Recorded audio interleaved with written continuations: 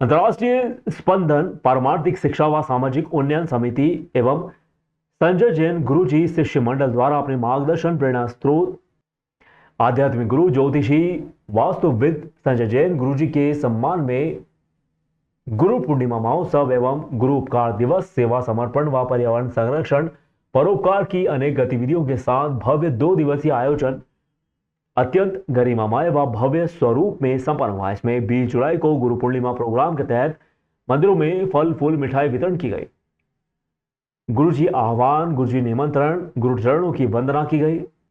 पर्व का मुख्य कार्यक्रम एक निजी होटल उज्जैन में 21 जुलाई को हुआ। इस समारोह में भक्तिमय सुंदरकांड पाठ व ज्वलंत शर्मा की भव्य भजन संध्या का लाभ सभी भक्तों ने लिया।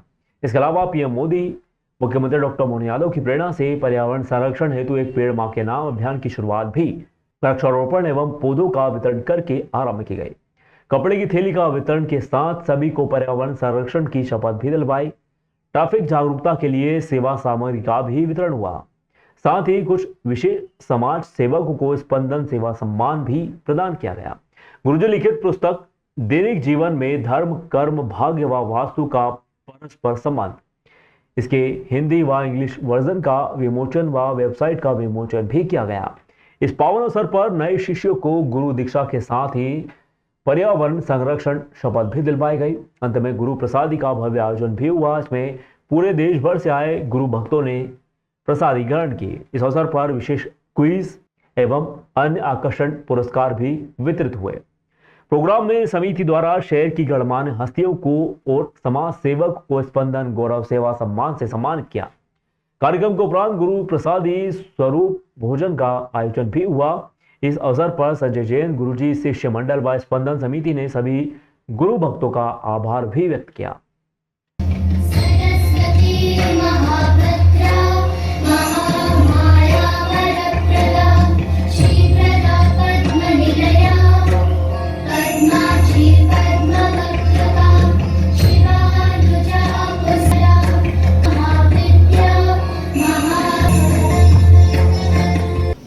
जिनकी वाणी में सरस्वती विद्यमान है, प्रगतिशील विचारक, आध्यात्मिक संत और ज्योतिष विद्या के क्षेत्र में अपनी विद्वता को सदैव आगे बढ़ाने का काम करने वाली वास्तुविद एवं आर्ट ऑफ लिविंग के क्षेत्र में, देखिए, उज्जैन की परंपरा अनुसार सबसे ज़्यादा महत्व उज्जैन का ही है, क्योंकि सारे संसार को जिन्होंने गीता का ज्ञान दिया श्री कृष्ण जी, उन्होंने उज्जैन के सांदीपनी आश्रम में ही शिक्षा दीक्षा ग्रहण की थी। कहते हैं मात्र 64 दिन में उन्होंने 64 कलाएँ हासिल की थी।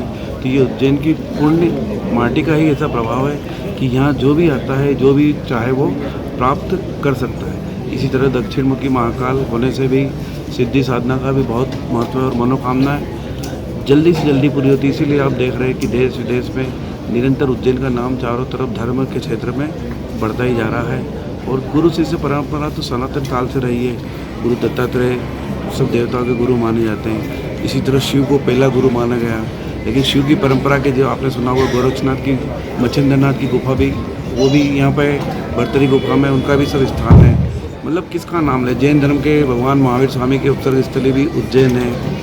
इसी तरह अवंती पार्श्वनाथ का भी है, श्री राम जी भी उज्जैन आए थे। तो उज्जैन की धरती कण कण में, रोम रोम में अपने आप में पुण्य का रोम रोम उसमें समाया हुआ है। तो यहाँ जो भी गुरु और शिष्य परंपरा के अनुसार दीक्षा लेते हैं, शिक्षा लेते हैं, वो बहुत जल्दी और बहुत शीघ्र ही अपने जीवन का कल्याण कर सकने में सक्षम होते हैं। इसलिए उज्जैन का महत्व इसमें ज़्यादा है। गुरु जी, आपके द्वारा एक किताब का भी विमोचन किया गया है, क्या है उसमें पूरा और क्या है?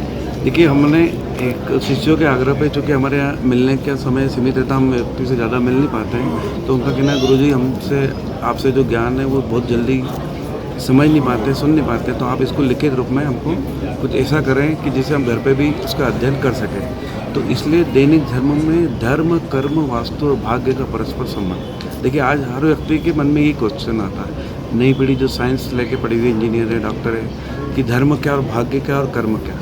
तो हमने अपनी किताब में सबका परस्पर संबंध बताया कि क्या धर्म करने से क्या कर्म मिलेगा और क्या कर्म से भाग्य कैसे बदल सकता है, इन तीनों का कोरिलेशन क्या। मेन चीज़ है कि आपस में कोरिलेशन, कोई कहता मैं इतना धर्म कर रहा हूँ तो मुझे कोई लाभ नहीं मिलता, कोई कह रहा मैं इतना कर्म कर रहा हूँ तो अपेक्षित सफलता नहीं मिलती। तो कहाँ किस पैमाने पे कौन सा आप कार्य करें और किस स्वरूप में करें जिससे आपको मनोचित फल मिले, ये हमने उस अपनी किताब धर्म कर्म और वास्तु का परस्पर संबंध व्यक्ति के दैनिक जीवन में क्या हो उसमें विस्तार से लिखा है। वो बुक अभी अमेजन और ऑनलाइन भी उपलब्ध होगी, और ऐसे भी अगर किसी को चाहिए तो हमारे सेवादार से वो ले सकता है। उसका इंग्लिश वर्जन भी हमने ट्रांसलेट किया है ताकि हमारे देश विदेश में जो भक्त हैं जिससे वो इंग्लिश में भी उसको समझ सकें।